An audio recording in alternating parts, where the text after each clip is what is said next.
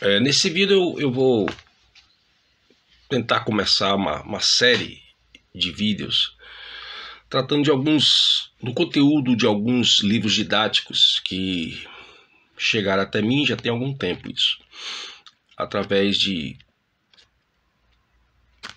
ex-alunos nível superior, pais que me doaram esses livros, né, mostrando alguns absurdos que estão hoje comumente colocados nos livros didáticos do fundamental e médio. Muito bem, então eu vou tratar de alguns desses aspectos, mas o que é de mais importante aqui?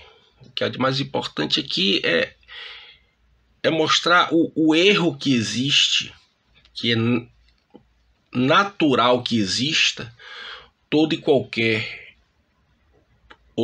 qualquer busca de conhecimento baseado na ideologia.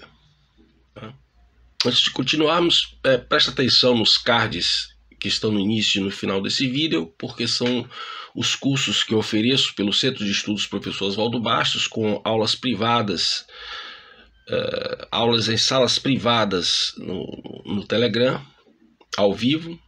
São mais de 15 cursos à sua disposição e você pode entrar em contato para que nós possamos agendar as nossas aulas. Mas continuando, o que é mais perigoso aqui, como eu estava dizendo? É exatamente esse conhecimento, essa busca de conhecimento baseado na ideologia. Por quê? Qual é a grande diferença da ideologia para a ciência? De uma forma muito resumida aqui para você entender, né? A ciência caminha em busca da verdade, né? Bom, é claro que ela vai alterando o seu conhecimento na medida em que ela vai se aperfeiçoando como decorrência do próprio desenvolvimento do conhecimento científico. Mas o fato da ciência buscar, vez por outra, mudar determinados posicionamentos, não quer dizer que ela não esteja sempre em busca da verdade. É diferente da ideologia, porque a ideologia ela não tem compromisso com a verdade, muito pelo contrário. A ideologia ela tem um compromisso com a bandeira. O que importa para a ideologia é a bandeira revolucionária. E para isso ela vai construir um argumento, ela vai construir um discurso de forma que ela enaltece uma coisa, ela omite outra, ela exagera uma outra, e com isso ela vai montando esse discurso, né, de forma a sustentar a bandeira, a legitimar a bandeira. Então, por isso que a ideologia ela é necessariamente um conhecimento falso, ela não tem compromisso com a verdade, ela tem compromisso com a bandeira, né? E aqui nós temos nós vamos começar por esse livro aqui, um livro sobre ética, e o que é pior, ética e cidadania, né? Um livro muito famoso, eu vou evitar dizer o nome dos livros, dos autores, né?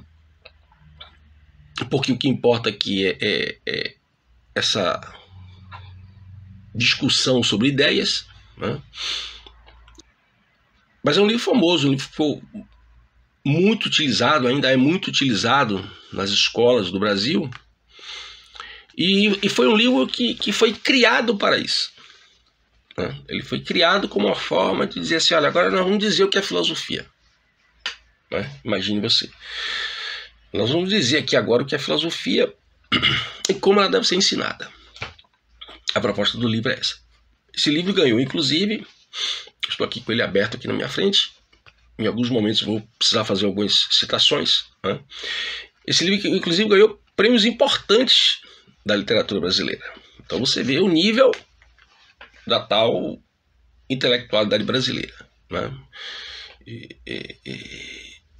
Eu não quero dizer com isso que não existem mais intelectuais sinceros no Brasil. Não é isso que eu estou dizendo.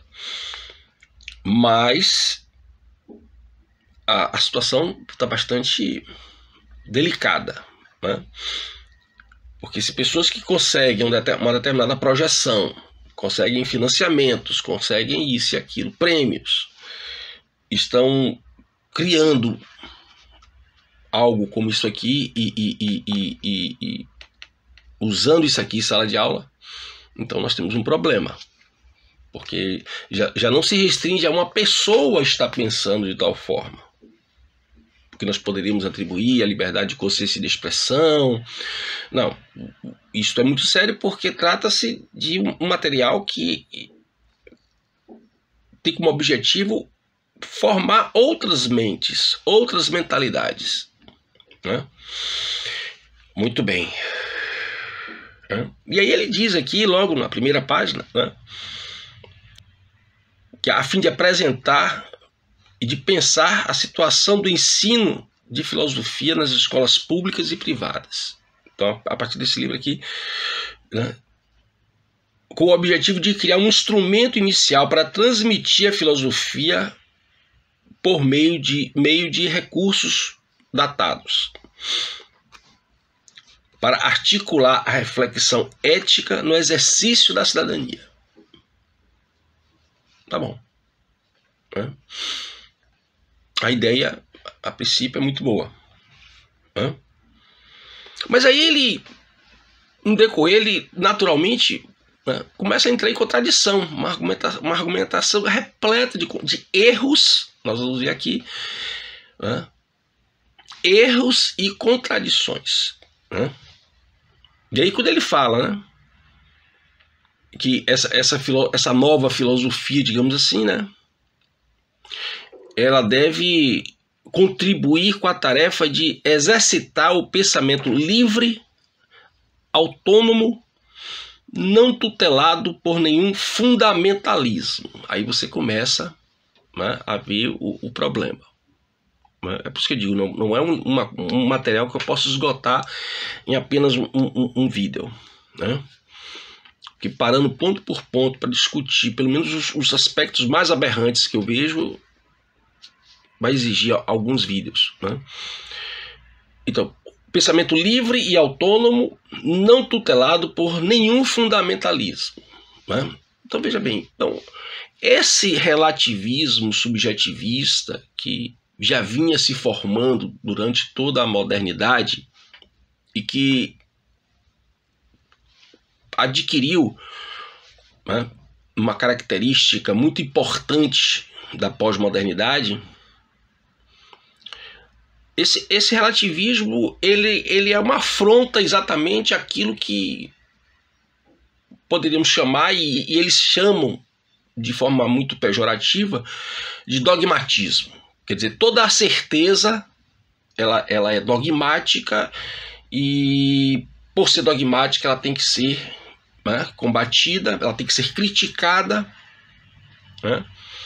E nós não podemos ter certeza, porque segundo esse relativismo subjetivista não existe verdades, né?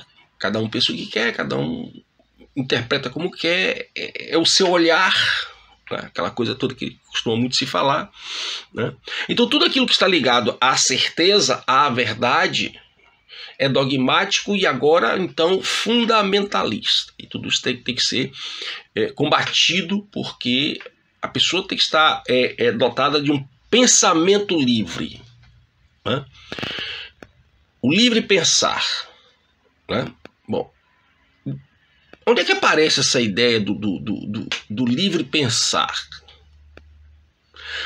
Essa ideia ela aparece no século XIX, ela é muito expandida através de Nietzsche, das suas obras. Ele usa muito essa expressão livre pensador, né? De onde é que vem essa ideia do livre pensador? Vem exatamente ao culto, ao gnosticismo, influenciando toda a filosofia moderna, base da filosofia moderna. E por sua vez, quando a gente fala de gnosticismo, nós estamos falando necessariamente de luciferianismo ou satanismo. Então, quem é o grande livre pensador?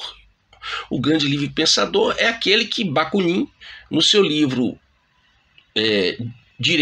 Deus e Estado, ele vai nomear quem é esse grande livre, o primeiro grande livre pensador, Lúcifer. Né?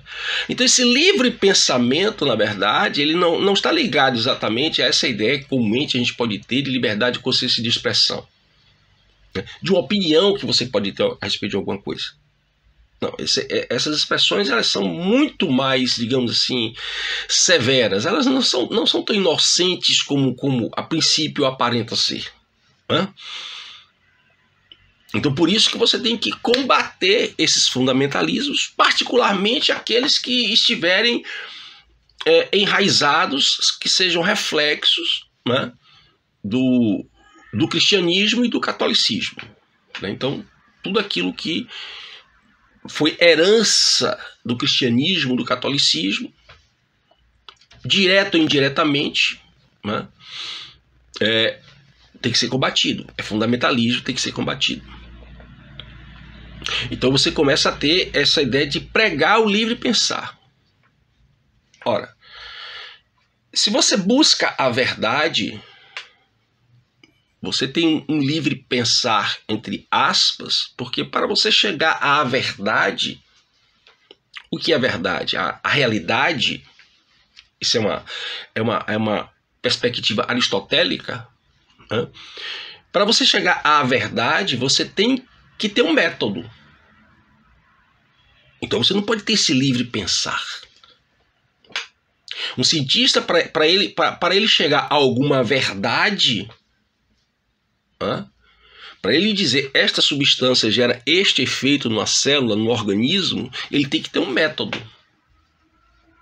O método é fundamental para caracterizar o raciocínio científico. É condição fundamental. Então isso mostra que o livre pensar, como está sendo colocado aqui, ele não tem nada de científico, ele não tem nada de busca da verdade. Quando também a filosofia, e ele vai dizer mais adiante que a filosofia busca o saber, não. A filosofia tem como seu fim último buscar a verdade. E é claro que na busca e ao encontrar esta verdade, seja qual for essa verdade, sobre o que quer que seja, ela gera um saber. Então o autor inverte. Ele coloca o saber como finalidade. Colocando o saber como finalidade, ele justifica e fundamenta esse livre pensar luciférico, né? E com isso também ataca o dogmatismo, a verdade, a realidade, o que pejorativamente ele chama aqui de fundamentalismo. Muito bem. Diante do diagnóstico da situação histórica do ensino de filosofia, decidimos delinear novos traços, colocar novas cores, alterar o quadro. Assumimos a proposta de pensar a filosofia como a arte do cuidado de si, uma ética fundada na estética e na política. Não era bem essa a proposta da filosofia grega. O aspecto político, ele é muito mais, na verdadeira filosofia, ele é muito mais uma consequência do que uma causa ou a origem. E o que é que ele está chamando desse cuidado de si? Será que ele está falando de um individualismo que é próprio, essa visão do indivíduo, do indivíduo se desenvolver, do indivíduo refletir sobre si mesmo, do indivíduo proporcionar em si mesmo as alterações devidas para o seu aperfeiçoamento, algo próprio da filosofia grega? Será que é isso mesmo que ele está falando aqui? Ou ele está falando aqui de um cuidado de si, no sentido exatamente anárquico, do livre pensar? Eu penso qualquer coisa, eu posso ser qualquer coisa, e por aí vai. né? E eu posso também me associar a pessoas que pensam igual em mim, que estão com a visão de mundo e de si próprias, tão anarquistas quanto eu. E aí você começa a criar os grupos, começa a criar as tais minorias e etc. Né? E o que é que ele está falando de estética, né? O que é que ele está falando de estética, uma vez que o que nós temos hoje como estética, como arte e estética, está completamente distanciado, né, da própria arte grega, greco-romana, e também da arte medieval, a arte sacra. Né? Porque na arte, no sentido tradicional do termo, está se buscando ali exprimir o belo, porque o belo está associado ao bem, ao bom, ao bem. O belo, quanto mais belo, mais próximo do sumo bem, do maior bem, daquilo que é bom. Mas particularmente a partir do século XIX, a arte vai passar, e a estética, por conseguinte, a ética e a estética vão passar por um processo de uma forte influência do anarquismo, antes mesmo da influência do marxismo, vão passar por um processo de destruição daquilo que é o belo, de destruição daquilo que é o bem, o bom. Daí porque você vai ter todo o modernismo na arte, na estética, aonde a figura, a estética, a figura e o sentido da arte perdem completamente o objetivo de dar ao homem a capacidade, ao ser humano, a capacidade de refletir sobre algo que está acima dele, para alcançar este nível mais transcendente, algo que está acima dele. Um sumo bem, o grande bem que ele deve buscar alcançar. Não, essa arte cada vez mais, a partir do século XIX, essa arte cada vez mais anarquizada, ela vai trazer o homem cada vez mais para o seu nível instintivo. É a partir daí que o feio passa a ser também uma arte, fazendo-se uso, é claro, da ideia da liberdade de consciência e de expressão, da liberdade artística. Então vai se mostrando o feio, o degradante, como algo bom, como algo que deve ser apreciado, que deve ser cultuado, algo que pode trazer algum tipo de grandeza para o homem, para o ser humano. E qual seria essa grandeza? A rebelião. Tudo aquilo que nos traz para o instinto, para o nosso lado mais primitivo, mais ancestral, nos fomenta, nos induz naturalmente à rebelião. Que foi para isso que terminou. Foi para isso que essas mudanças na arte aconteceram. E principalmente depois você vai ver quando aparece também a arte da propaganda. Muito bem. Pensamos o filósofo como um artista da palavra, um criador de conceitos. Nossa premissa: a filosofia é a arte do conceito. Ensinar filosofia como arte requer um trabalho inventivo cotidiano. Então veja bem que esses autores aqui, é um autor que coordena outros autores. Esses autores aqui, eles estão completamente apartados do sentido clássico da filosofia e da proposta clássica da filosofia. Pensamos o filósofo como um artista da palavra, quer dizer, então aqui não tem incoerência, aqui tem coerência, está relacionado ao livre pensamento. Para esses autores aqui, o filósofo é aquela pessoa que pode pensar qualquer coisa. Qualquer maluquice que aparecer na cabeça de alguém pode ser considerada filosofia. Hã? Um artista da palavra, como se construir conceitos, e aí você também já observa aqui um forte conteúdo de destruição da linguagem, né? Que a linguagem de gênero é uma coisa mais recente, mas isso começa lá no final do século XVIII, início do século XIX, essa ideia, né? Essa ideia de que a linguagem erudita, né? era pertencente à classe dominante, era uma linguagem opressora, era uma linguagem preconceituosa, uma linguagem de classe. Essa ideia aparece muito antes do aparecimento do marxismo. Depois, mais recentemente, a partir do século XX, os marxistas vão se apropriar dessas ideias. Né? Mas elas surgem muito antes. Muito antes. Inclusive na Inglaterra. Né? Então, quer dizer, como eu estava dizendo, o conceito ele perde a relação no sentido de nomear, de categorizar a realidade, a verdade, para que nós possamos estar cada vez mais próximas dela, no sentido de compreendê-las, esta realidade, esta verdade, cada vez melhor, cada vez mais.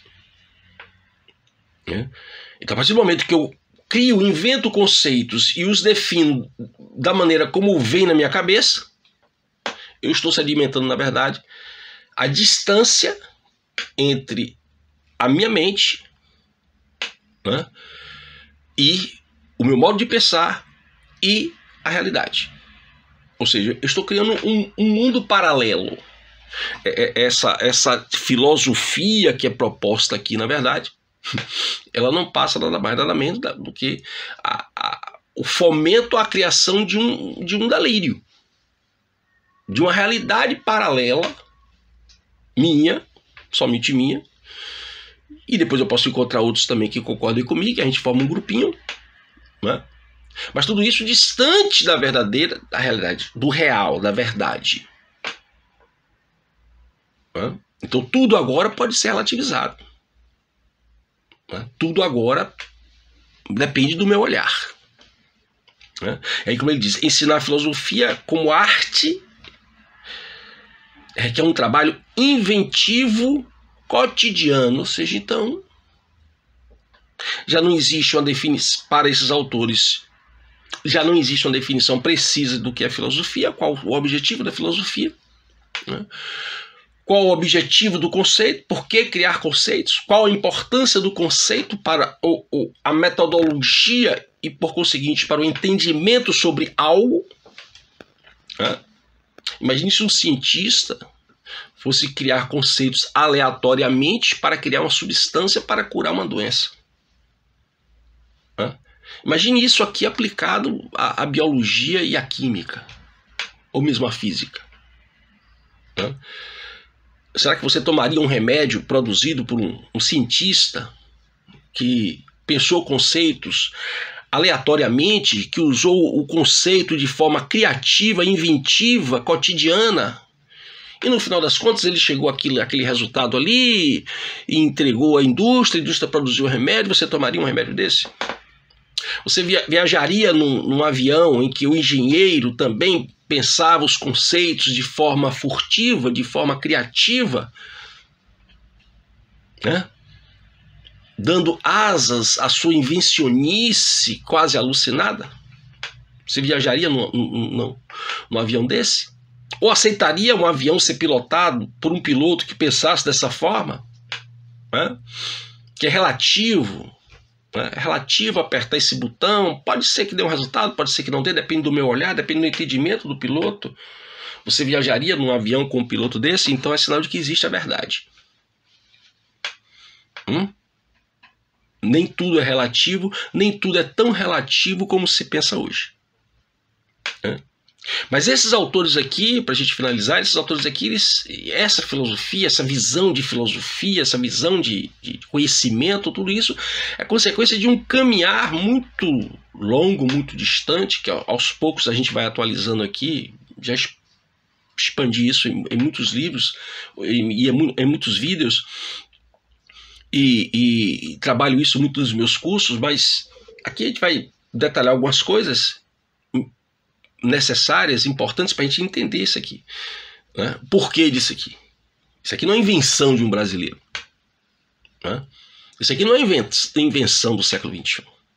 Isso aqui é algo que vem caminhando já há séculos e que vai ganhando cada vez mais forma, e agora a revolução ela está tão avançada que ela já nem se esconde mais, né? Ela não faz mais nem questão que você não perceba que ela existe e que ela está em andamento, porque ela já se apropriou da mente de muitas pessoas de todas as idades, todas as gerações, né? Ela já ganhou adeptos, né, em todos os lugares do mundo, em todas as idades, classes sociais, rendas, raças, religiões, né? A revolução é democrática, entende? Por isso que ela avança, porque ela não discrimina ninguém, não. Todos têm um lugar ao sol, né, no arcabouço da revolução. Todos têm um papel a cumprir. Principalmente a tarefa, seja na sua mente, seja no seu privado, seja em público, seja onde você estiver, todos têm um papel a cumprir de reproduzir as ideias revolucionárias, para que o mundo possa ser, como já está cada vez mais, revolucionado. Por isso atingir a sala de aula. Por isso atingir crianças e adolescentes, porque, como eu sempre tenho dito nos meus vídeos, meus pronunciamentos nas redes sociais, nos meus cursos, né, quando você pega a criança ou adolescente, você muda toda uma geração. Isso não é fácil de ser combatido. É por isso que nos meus cursos eu falo sempre da importância de você cuidar, ter atenção com essas coisas em você mesmo e principalmente na sua casa, se você tem filho ou não, né? Mas se você tem filhos, se você é casado, tem filhos e tal, então cuidado com isso. Porque não existe outra forma mais de lutar contra isso, senão dentro do seu próprio universo. Porque a coisa está tão alastrada, está tão... né? É um projeto mesmo, e particularmente a educação, né? É um projeto mundial. Né? Quem ainda não percebeu isso é porque não se dedicou a estudar sobre isso. É um projeto mundial, liderados pela Unesco, pela Unicef principalmente. Então, se você não acordar para isso em você mesmo, mas eu não tenho filho, sim, mas em você mesmo, né? Se você tem filhos, a responsabilidade aumenta, porque você tem que cuidar de se transformar, de perceber isso e buscar essa transformação, e ainda mais seus filhos. Mas não é só para quem tem filho, né? Quem reproduz a revolução não é só quem tem filho, muito ao contrário, né? Então, nós vamos ficando por aqui nesse vídeo, e no próximo vídeo a gente vai continuar esse trabalho. Eu acho que vai ser muito interessante, e mostrando essas aberrações. O que é que significa realmente a militância em sala de aula? O que é que significa essa aula, o ensino politizado, o ensino ideologizado? Sim, a gente vai ver o detalhe dessas coisas. Não é só ensinar de forma ideológica, é ensinar errado. O que eu apontei aqui para vocês são erros. É claro que decorrentes do uso da própria ideologia, como eu falei no início, mas são erros. Livros e professores estão ensinando errado. E esse direito ninguém tem, porque o verdadeiro magistério só pode existir baseado na verdade, baseado no acerto. Professor nenhum tem o direito de ensinar errado. Qualquer que seja a sua perspectiva religiosa, a sua perspectiva político-partidária, nenhum professor tem o direito de ensinar errado. Este é o único erro que um professor não pode cometer, mas é o que mais se pratica hoje. Preste atenção nos anúncios dos meus cursos. Muito obrigado pela sua atenção e até o nosso próximo encontro.